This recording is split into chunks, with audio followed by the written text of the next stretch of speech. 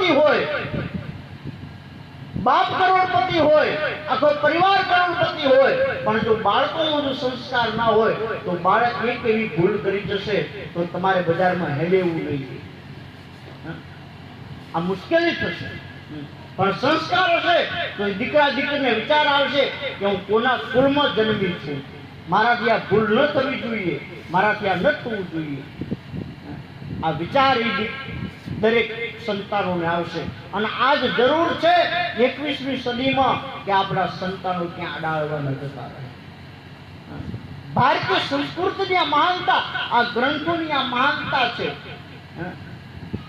આ રામાયણ અને ભાગવત સાંભળ્યા પછી એ બાળકમાં જો બેસશે તો એ બાળક તમને, નહીતર વૃદ્ધાશ્રમો હવે ઉભરાવા લાગ્યા છે.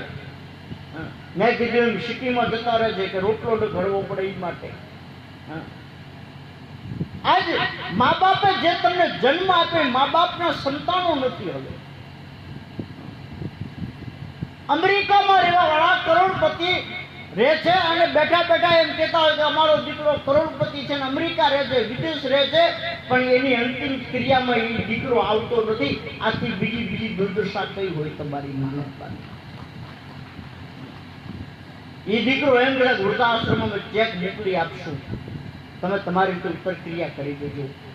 એ આપણો આ દેશ નથી. આપણો તો દેશ એ છે કે મર્યા પછી પણ પીપળે પાણી રેડીએ છીએ અને મર્યા પછી પણ એમના ભૂખ સાથે આપણે ભાગવતો કરાવીએ છીએ. એ આપણું હિન્દુસ્તાન છે. એ આપણું આ હિન્દુસ્તાન કે મર્યા પછી પણ આપણે એમના પૂર્વજોની ચિંતા કરી છે. એટલે પિતૃદેવો ભવ, માતૃદેવો ભવ. માં શક્તિ એ છે કે જે ઘરને સાચવી શકે છે.